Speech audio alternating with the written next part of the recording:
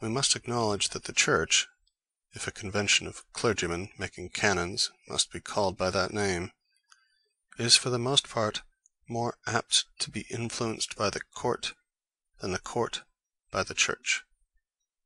How the Church was under the vicissitude of Orthodox and Arian emperors is very well known.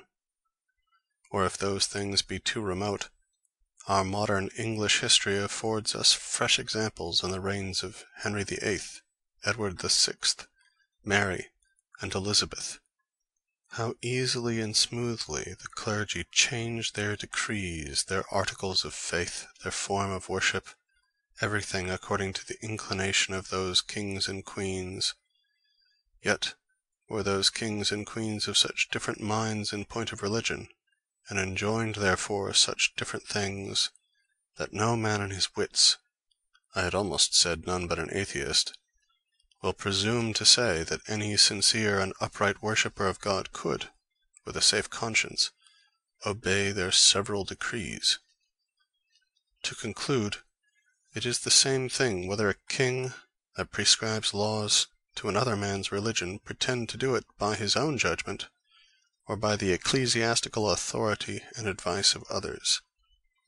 The decisions of churchmen, whose differences and disputes are sufficiently known, cannot be any sounder or safer than his, nor can all their suffrages joined together add a new strength to the civil power.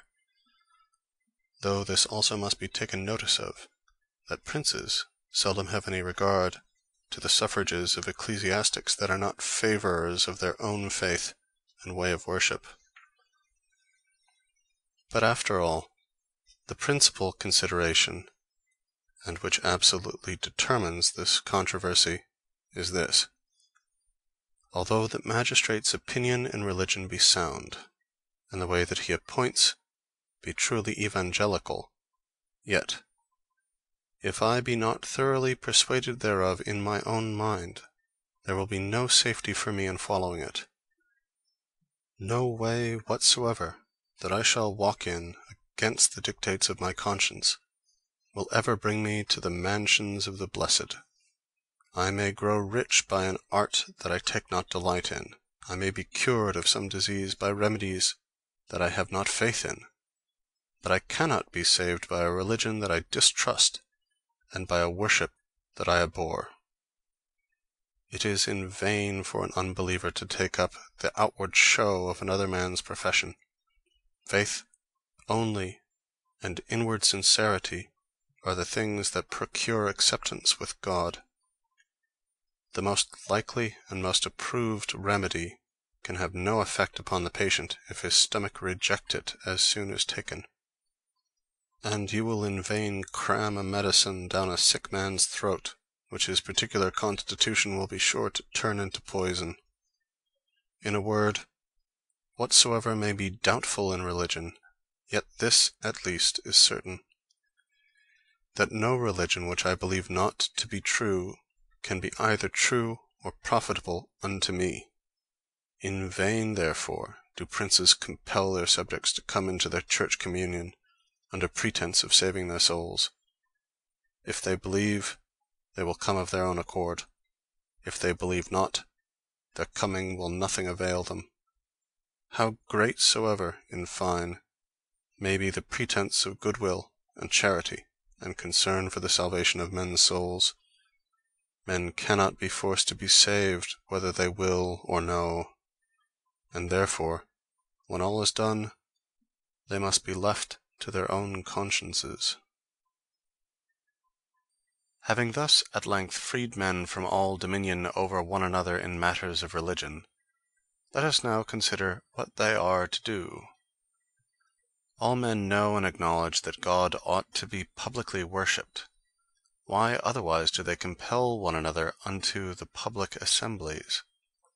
Men, therefore, constituted in this liberty, are to enter into some religious society, that they meet together, not only for mutual edification, but to own to the world that they worship God, and offer unto his divine majesty such service as they themselves are not ashamed of, and such as they think not unworthy of him, nor unacceptable to him; and finally, that by the purity of doctrine, holiness of life, and decent form of worship, they may draw others unto the love of the true religion, and perform such other things in religion as cannot be done by each private man apart.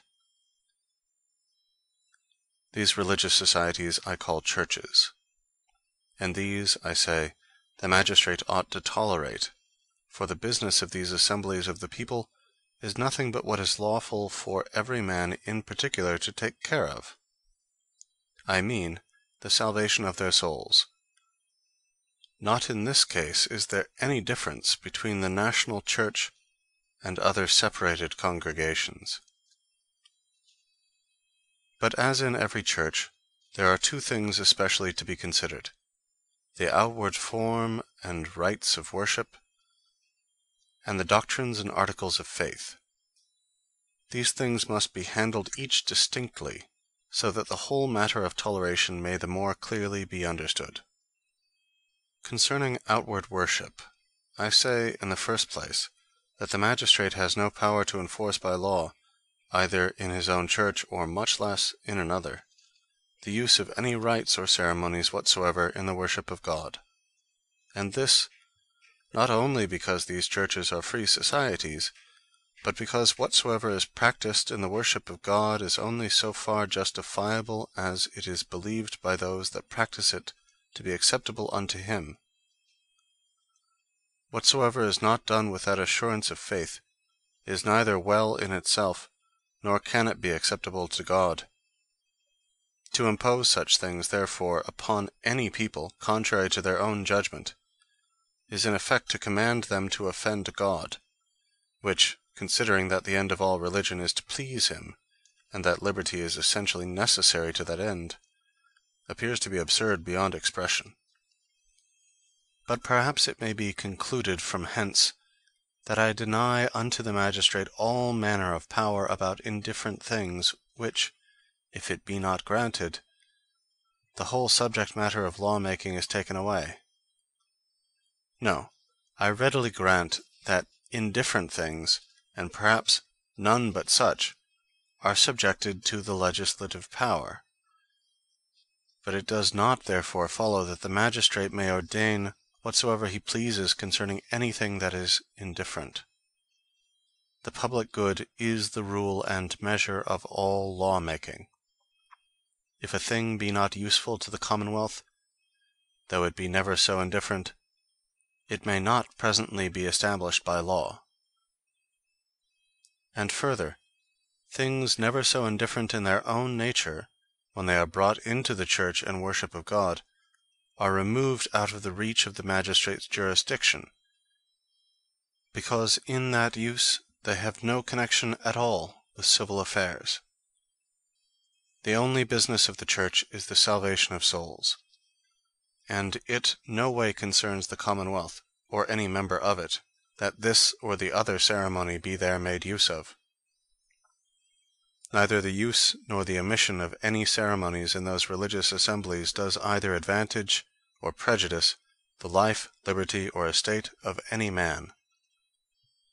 For example, let it be granted that the washing of an infant with water is in itself an indifferent thing. Let it be granted also that the magistrate understands such washing to be profitable to the curing or preventing of any disease the children are subject unto, and esteem the matter weighty enough to be taken care of by a law. In that case he may order it to be done. But will any one therefore say that a magistrate has the same right to ordain by law that all children shall be baptized by priests in the sacred font, in order to the purification of their souls? The extreme difference of these two cases is visible to every one at first sight. Or let us apply the last case to the child of a Jew, and the thing speaks itself. For what hinders but a Christian magistrate may have subjects that are Jews? Now, if we acknowledge that such an injury may not be done unto a Jew as to compel him, against his own opinion, to practice in his religion a thing